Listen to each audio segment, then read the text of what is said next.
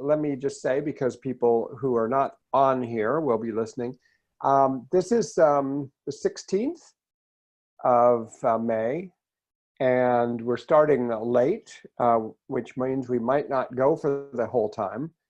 We had technical problems for the first 25 minutes, and I'm really sorry about that. And I think that's going to lead to figuring it out in the future so that we don't have a glitch like this. And let me make another just preliminary comment. I got some feedback through email from one person who has listened to a lot of my podcasts and who found the first Zoom episode to be disappointing. She listened by podcast. And I think that I think I know why, though I haven't talked to her further yet. But I think it had to do that I was baffled a little by the technical change to Zoom and trying to manage the visual component as well as my usual podcast.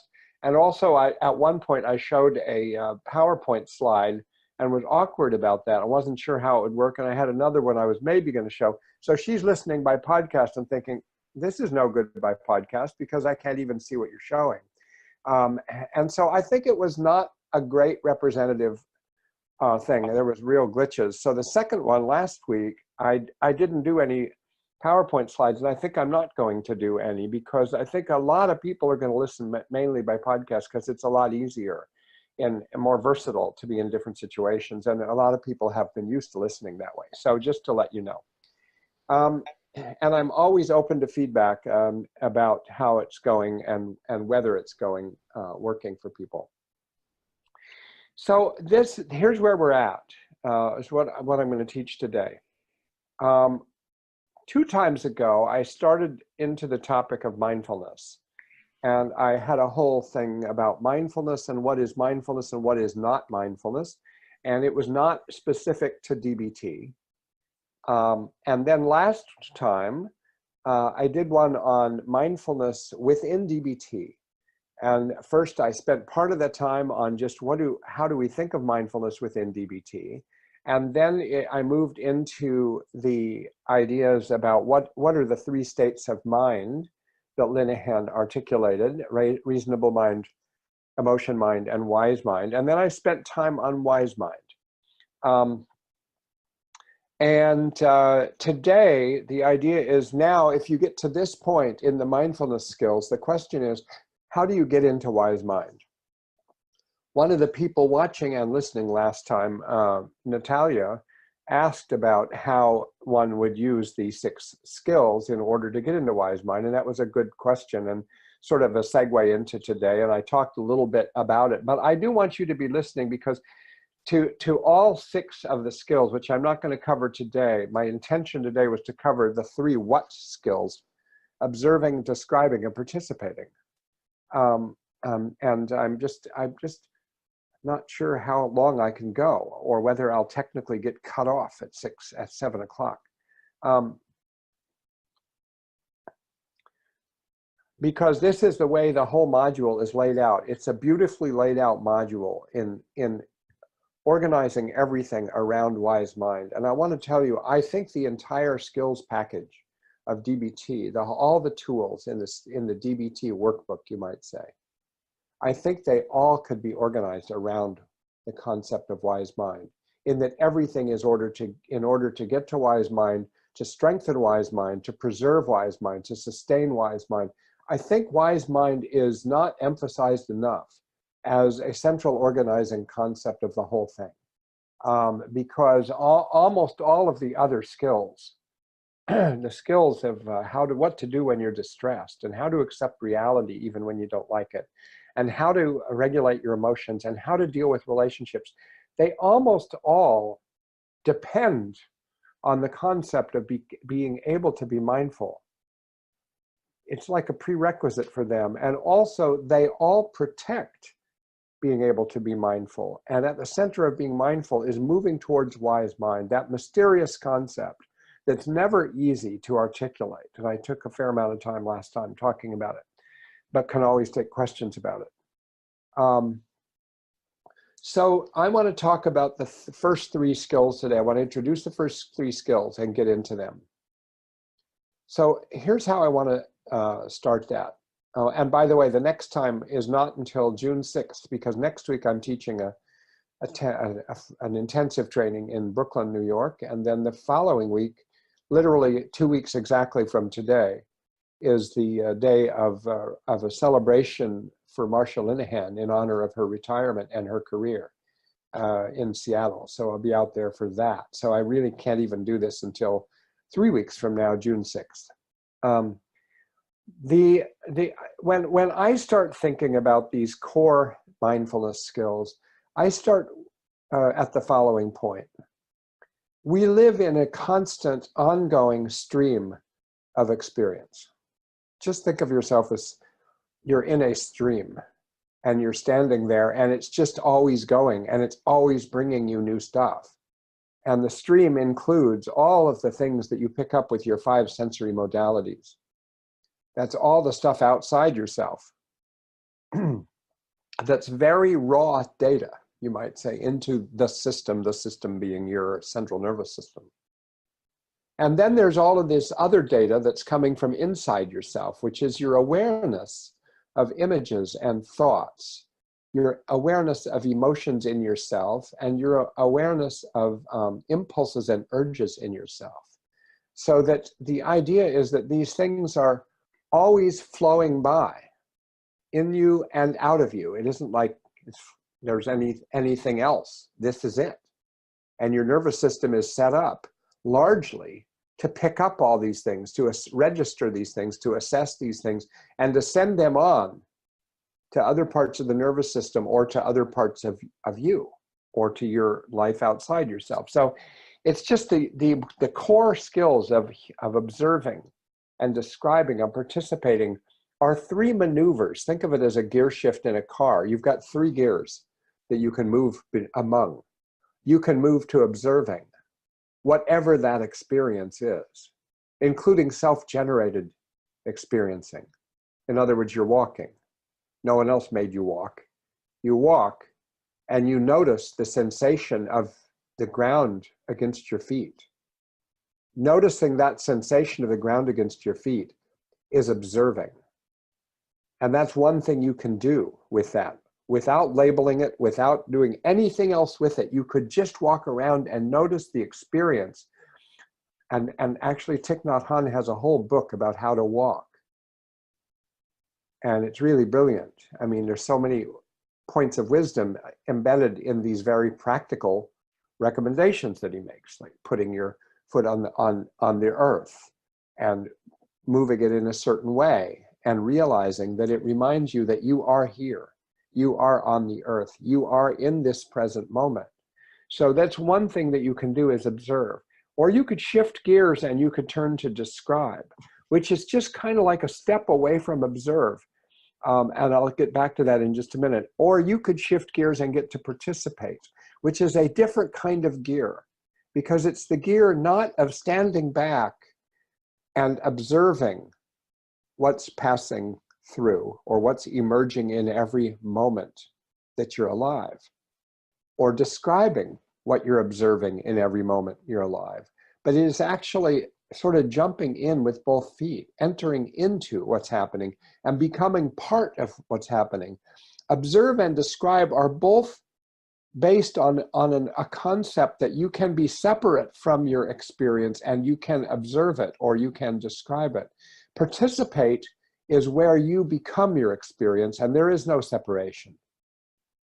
And you could do this even with breathing. With breathing, you can observe the sensations of breathing inside yourself. You can observe your belly move when you're breathing or your chest move when you're breathing. And you can describe the nature of breathing. Breathing as in the Buddha's sutra on breathing, teachings on breathing, he had 16 teachings on what you can do with the breath. And the very first one is, while breathing in, you say to yourself, I am breathing in, or just say breathing in, or just say in. So that's describing. While breathing in, you just breathe, you say, I'm breathing in. It's very simple, it's very straightforward.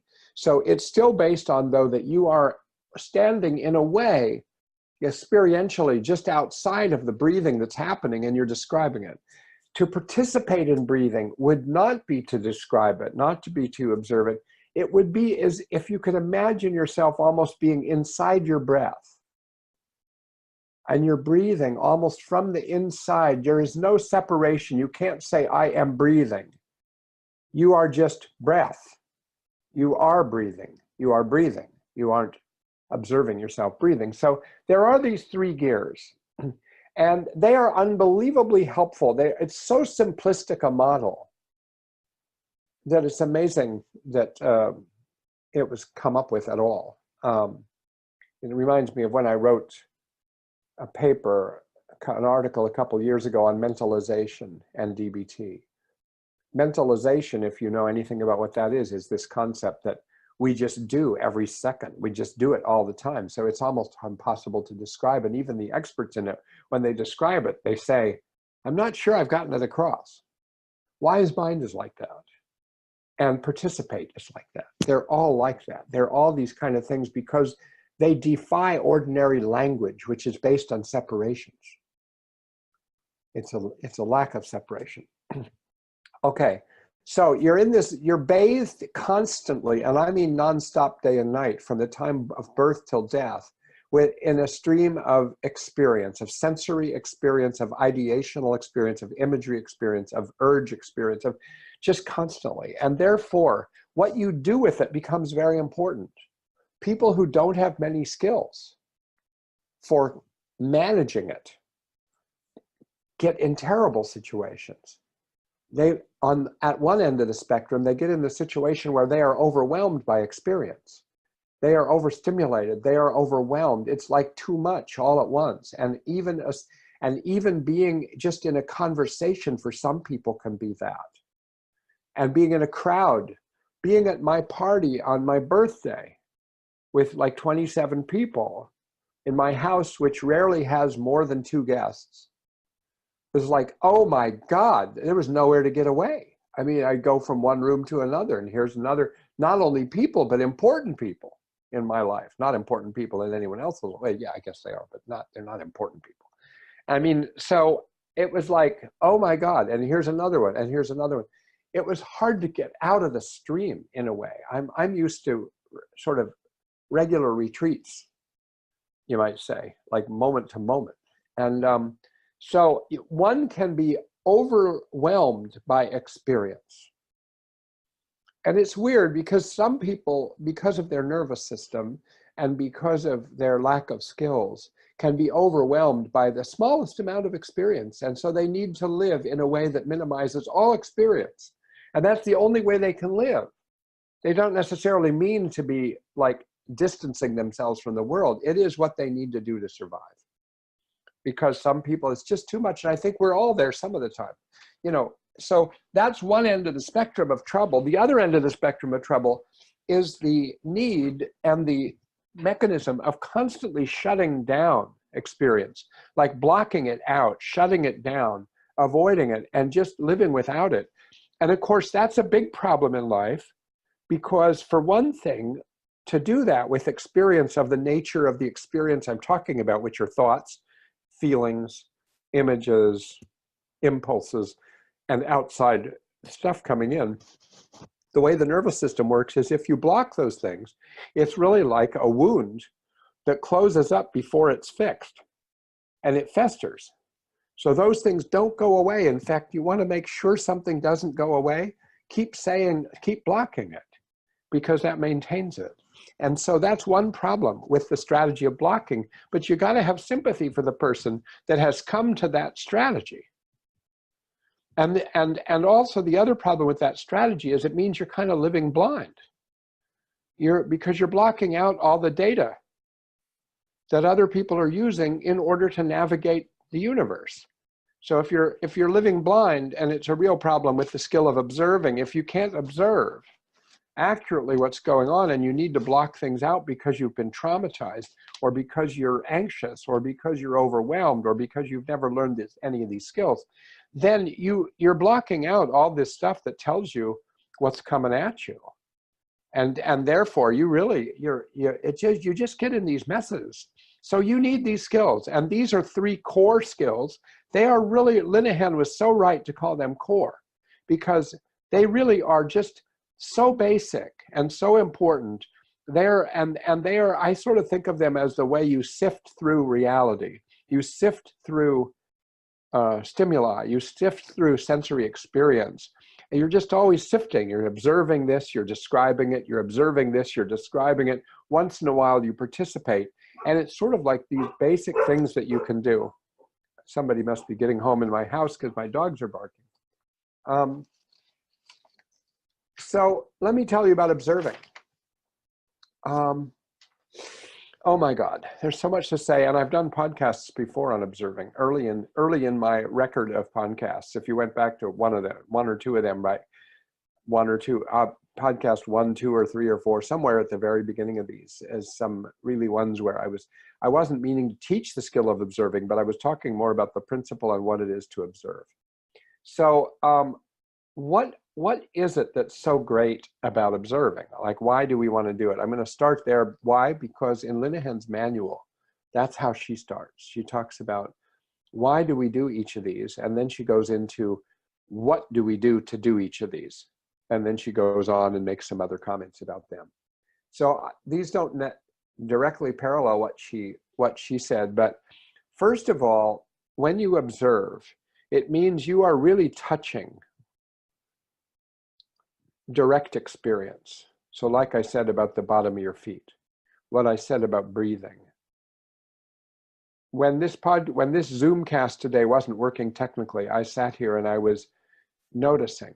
I was just observing. My breath was faster than usual. I felt anxious. I noticed sort of the signs of anxiety in me. I noticed my thoughts were speeding up. I noticed some thoughts I was having that were on the judgmental side of things, that I didn't know what I was doing. I noticed thoughts just that I was a beginner at all of this. And to the degree that I could just notice them and directly touch them with my capacity to observe, that was helpful to me. If I couldn't just do that, I would have been in more trouble. Like I might have believed the judgments instead of just observing the judgments. And I might have just believed, oh my God, this is a catastrophe, because it seemed like one in my brain. But then I would just observe, oh well, what's going on? And then I would describe it, put it into words, and I'd realize this is not a catastrophe. This is technical difficulties. There's a big difference. And I felt badly because I knew that there were at least a very few people who were waiting, but fortunately 2 of them emailed me right away, which was great, and I was able to email back.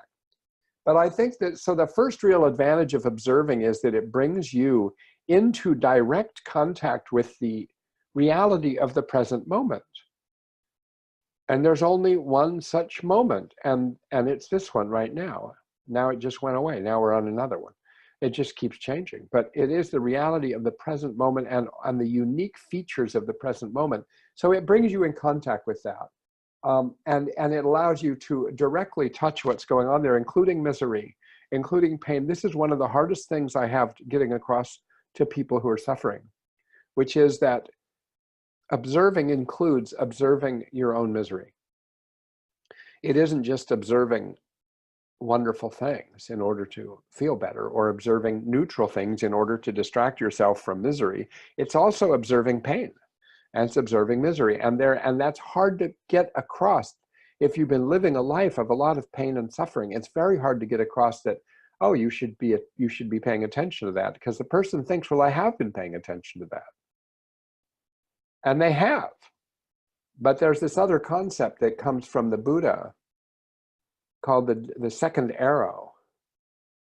And the second arrow is that the first arrow is, you might say, is pain or misery. Like you are inflicted by loss, or you're afflicted by physical pain, or you're afflicted by some other type of painful emotional experience. And that's just real. That's something to observe. That's something that will evolve. That's something that's reality. But then what you do with that next is the second arrow. The second arrow can be, you're thinking, oh my God, this is never going to go away. And that's the second arrow. The second arrow is worse than the first arrow. Or the second arrow is, this should never have happened to me. The second arrow is, why did I get this? This isn't fair. A second arrow is, I'm such a jerk, no wonder this happened to me. All of these are second arrows, or what I've called in previous podcasts when I talk about observing, add-ons. There's reality and there's add-ons. So you observe something, but then the add-ons kind of do you in, and they convert you from having pain or misery to suffering. And the suffering, people say, is optional. It's sort of easy to say that, except if you're somebody who's suffering. It doesn't feel very optional. And so I find it to be invalidating terminology sometimes, but I think you get the idea. The second great advantage, other than it bringing you into the present moment in direct contact with reality, is that you get data about reality. So, like we're a system, and our system, the whole sensory apparatus that we have within us as organisms, is to bring in data about our world around us and our world inside us. And if we're getting accurate data, it's really helpful. If we're actually seeing what's going on, it really lays the groundwork for functioning more effectively, for changing things if we want to, or for accepting things if we need to. And so if we're not getting accurate data, because we're distorting it on the way in, you text somebody, they don't text you back. Okay, that's data. Okay, you notice the absence of a text coming back within the time frame that you're used to getting a text back, and it hasn't come back. That's the first arrow. That's the data. The second arrow, the add-on, is, I wonder if they don't want to talk to me anymore. Maybe they just didn't want to hear from me. Maybe this person doesn't like me anymore. That's really not data. That's an assumption. It's a guess. It's a hypothesis. Sometimes it's a judgment, those kind of things. But so what you want is to get accurate data. And what Linehan writes in her manual about this is that if you can't use observe effectively and see reality, including all of its negative features as well as its positive features, you're like a blind person trying to cross a room that has a ton of furniture in it. And you just keep running into stuff because you didn't see it. And then it just keeps magnifying your problems. So this being able to accurately get data is another very important thing. And I think that about the question about wise mind, one of the reasons that observing accurately reality is critical for getting to wise mind is that wise mind needs to see what's going on. You need to have accurate input, whether you're using emotional mind or reasonable mind. You need to have sort of accurate versions of reality, or else you're going to start out with a distorted version. And that, strangely enough, if you really stop and notice yourself very long, I do this with myself sometimes, it's unbelievable how quickly we distort what's real into what we assume. It's just almost automatic. And I think it is automatic. I think, the brain isn't a big place. Everything's within a couple inches of each other practically. And it goes very fast. So as soon as you notice, you could notice the leaves falling in the fall. And you could just notice that and notice, gee, isn't that interesting how that leaf hangs on until the last minute and then it's twisting? Or you could do an add-on and say, oh my God, it's fall. Now winter's going to be here. Oh no, it's the end of the best part of the year. Oh my God, I'm so sad. And all of that's understandable. But you're outside of the realm of observing and describing then. You're in the realm of assuming and judging and interpreting and associating. And that's a different world. And we base so many of our choices on this false data. False data always coming in, just data that's faux data.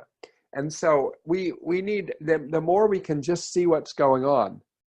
And now this requires doing a lot of difficult things, like being off your cell phones for long enough to actually pay attention to data that's coming in.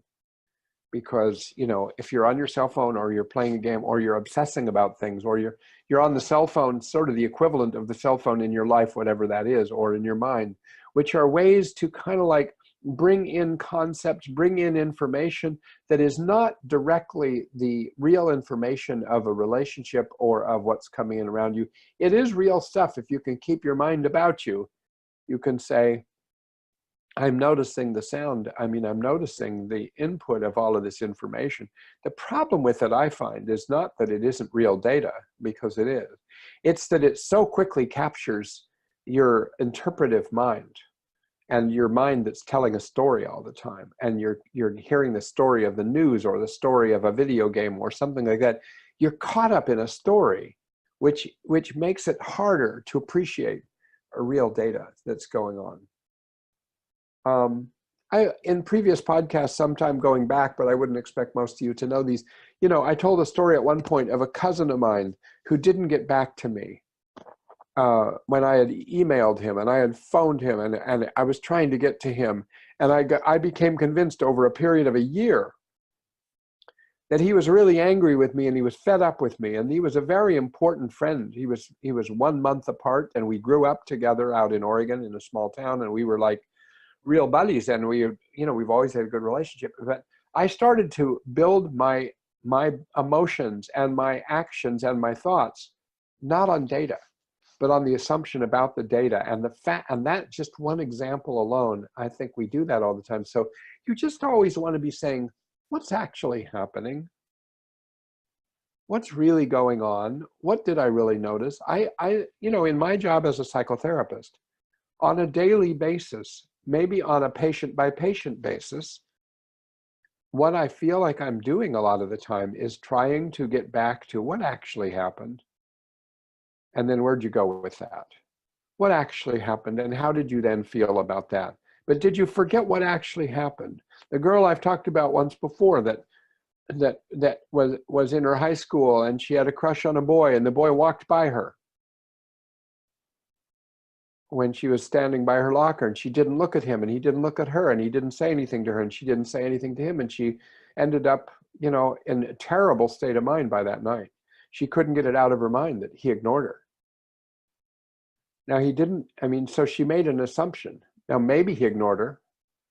That's something you'd only know by if you could get his intentions, but we can't observe other people's intentions. We can only observe what other people do. So she got caught reacting not to reality. She got caught reacting to her interpretation, and that really did her in badly. Another thing that's valuable from observing is that it affects a separation between two parts of yourself, the observing self and the observed. And let's say the observed is the experiential data that's coming in through your sensory system about the external world or about your internal world. And that's always coming in. And so there's that's what's being observed. It's impermanent. It goes on all the time. It's always changing. It rises and falls. It's replaced by other things. And then there's your observing self, your capacity to observe. I'm not saying there is a self that you could find somewhere, but there is this capacity to observe what's going on. And so there's, in a sense, you can set up your mind as if your life is like on a stage, and the sensory experience and everything that's happening in your life is going on a stage, and you're extricating yourself from that and sitting in a balcony seat, and you're seeing what's going on. And that's a very helpful experience to be able to step back. Even during my party, I sort of sometimes just stepped back and I looked across the room and I thought, oh my God, there's my brother Mark, all the way from Portland, Oregon, came here without me knowing he was coming, totally blew my mind. My son took me out to breakfast, and because I was thinking he and I were doing something together, and lo and behold, my wife and my other son are there. I thought, oh, what a great surprise. And lo and behold, sitting across from them at the table with hoodies over their heads are my brother from Portland and my sister from Seattle. And they had flown out on a red eye the night before. And it isn't like we're a family that ever does that kind of thing. So it was like, oh my God. And so many times during the party, I sort of observed, I got back into my observer seat, my balcony seat, looked across the room and thought, oh my God, there's my brother Mark talking to my friend Jan. Talking to my friend Bob. Oh my God, two parts of my life that I never thought would touching each other. And I would just notice how that felt. And that's how I got through the party and had actually a very good time. I had to observe and describe. And some of the party, I was just participating. I was just like in the party, And so that separation can be very useful, and observing is the activity that helps you get in the balcony seat. Then there's the interpersonal benefits of observing, because when you observe and you're with another human, and maybe it takes the form of listening to them.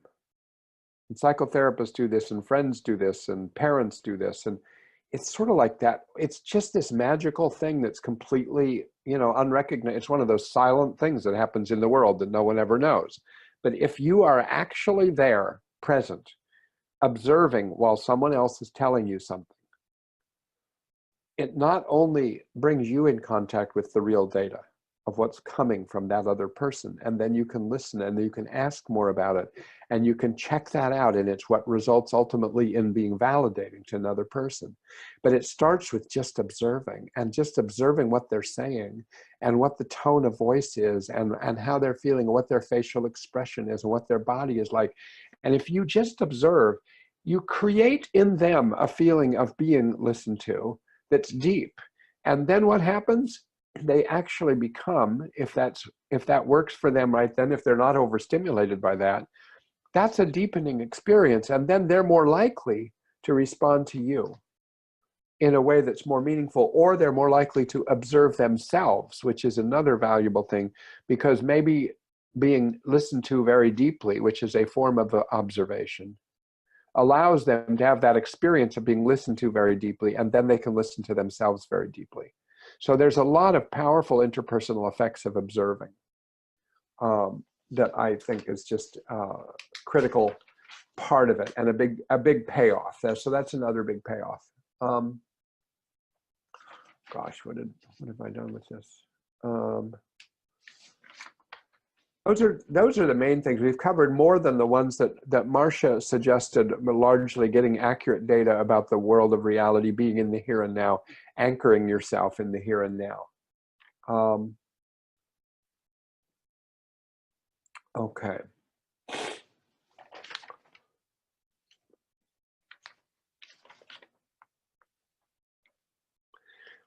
Let me just, the timing is unfortunate because of the technical problems today. I'm going to have to stop soon, but nobody has cut us off yet. So I'll just say a bit more about observing, and at least cover this one. Observing is the core of the core skills. A lot of the concepts that spread through all of them are embedded in the observing skill. What makes observing so difficult? If it's so great, what makes it so difficult? Well, for one thing, our lives are not organized around it in our society or in our communities, often in our families, and often in our attention to media. It's just always, there's just always interference going on. And then people find that they had a very important experience one day when they just went to lunch in some quiet place, and it was the best time they've had in a year. Like they took a walk, or they went on vacation and they went in the woods, if they don't already live in the woods. Or just everything slowed down and they stayed at their house, but it's the first time they noticed their house in a month, because they've always been busy. And so I think busyness and multitasking are just the direct antithesis of that capacity to be there, observe, be in the present moment, and really sift through it and see it and hear it and feel it as it is. So that's one thing. I think another thing that makes it so difficult for people to just observe is that actually there are things they don't want to know about inside themselves. They don't want to remember a certain experience that is triggered every time they start to notice their breath or their body or something outside themselves.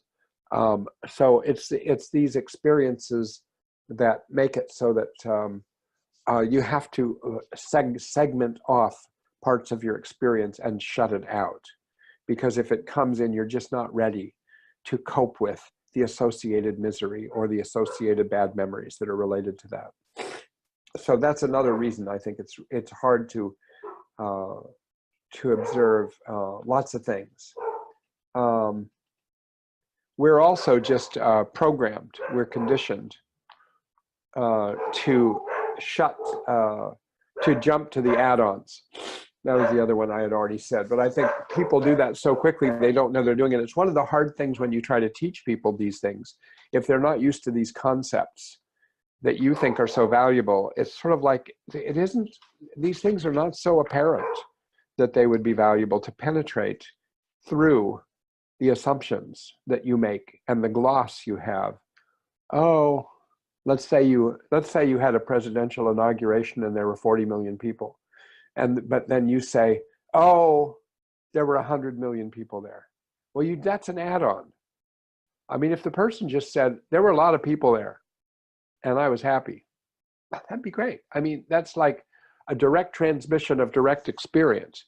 But if you're always needing to shape your experience to match an internal concept of being the greatest, being the best, or in other people's case, being the worst and being the lowest. I mean, I've worked with people before that every week say it's worse than the previous week, and they've been saying that for like 6 months. I think, how bad can it get? I mean, I understand it's really bad, but I think that's the way the person has of representing for themselves, things are terrible.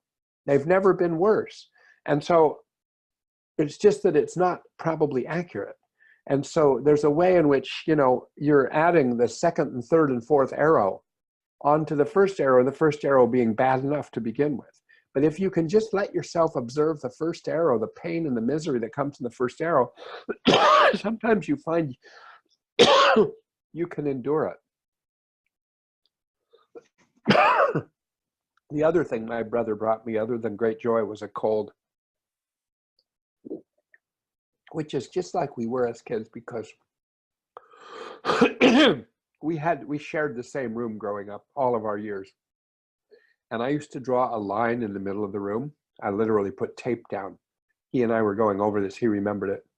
And I would tell him not to cross that line and not to let his germs cross that line. Because I had a lot of sickness the first few years of my life, and I swore I'd never get sick again. So here he is bringing me germs across the country. It's really not very nice now that I think about it. Okay, look, I'm going to start next time just saying a little more about how to practice observe. Let's see, did anybody send a question? There's a comment here anyway. Yeah, it's just a comment. Because of past, oh, Beth, you said this. Because of past negative experiences like yelling and so on, parents often have a very hard time with relationship mindfulness. Yeah, absolutely, because they can't enter into a relational encounter without that being like part of the experience already. It's a hijacking. It's a hijacking from the past conflictual or yelling experiences with the present. So it's very hard just to see what's actually going on. And and we all do that to a degree. We're all biased by our past. We're all conditioned. And we're always selecting what we're seeing. We always have our favorite add-ons. There's always the people who they always add on that they're being abandoned because they were abandoned, and they're looking for that, and it feels like abandoned. They're always add on that they're being hurt, and they're always adding on that things are great. So I think that's true. So feel free, those of you who are listening, to write anything you want, because now it's going to be a whole 3-week gap before we get to describe and participate, and then on to being non-judgmental and one mindful and effective, and they're all interrelated. So I'll be thinking about these things and thinking about what we do next, but I'd be glad to hear anything anybody wants to write in the meantime. So thanks, guys, for hanging in there through the technical problems. And we'll be getting on those earlier next time so it doesn't happen again. See how to understand that. Okay? Adios, amigas, amigos.